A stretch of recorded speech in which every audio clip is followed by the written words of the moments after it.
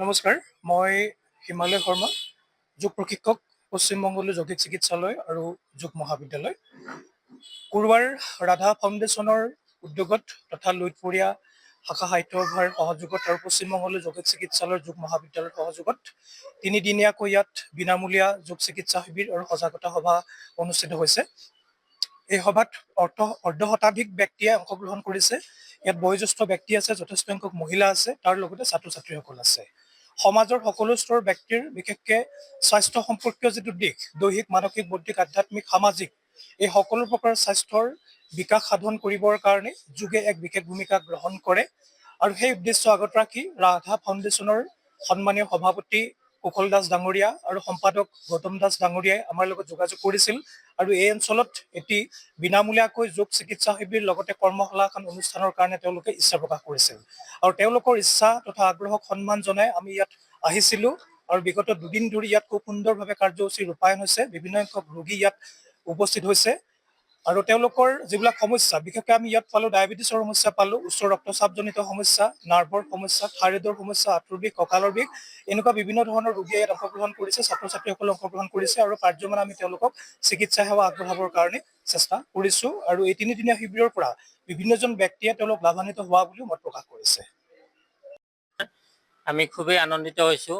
কুৰুৱা অঞ্চলত আমাৰ ৰাধা ফাউণ্ডেশ্যনৰ উদ্যোগত স্বৰ্ণ শাখা সাহিত্য সভাৰ, লুইতপৰীয়া সাহিত্য শাখাৰ সহযোগত, লগতে পশ্চিমবংগলৈ যৌগিক চিকিৎসালয়ৰ সহযোগত তিনিদিনীয়া যোগ প্ৰশিক্ষণৰ যি ইয়াত ব্যৱস্থা কৰা হৈছিল, হিমালয় শৰ্মা ছাৰৰ লগত আমি 4গৰাকী প্ৰশিক্ষক উপস্থিত হৈছিলোঁ।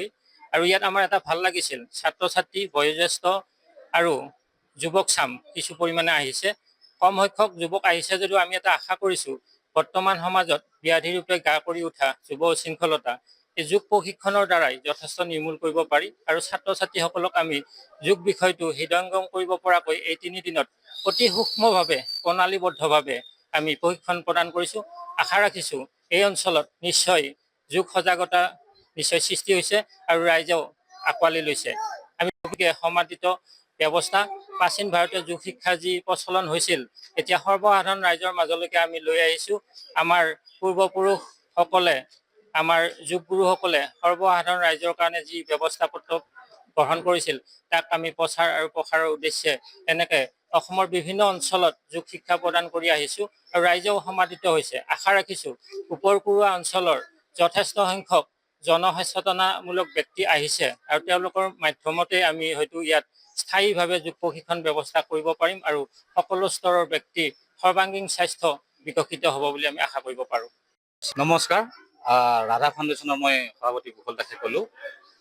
আমি তিনিদিনীয়া বন্ধাঢ্য কাৰ্যসূচী আমি লৈছিলোঁ ৰাধা ফাউণ্ডেশ্যনৰ উদ্যোগত। পশ্চিমবংগলৈ যৌগিক চিকিৎসালয়ৰ সহযোগ আৰু লগতে লুইতপৰীয়া সাহিত্য সভাৰ সহযোগত আমি তিনিদিনীয়া বন্ধাঢ্য কাৰ্যসূচী লৈছোঁ। খুব সুন্দৰভাৱে আমাৰ এই বন্ধাঢ্য কাৰ্যসূচী চলি গৈছে। আজি শেষৰ দিন। আমাৰ ফিউচাৰ প্লেন আছে, বহুখিনি আছে।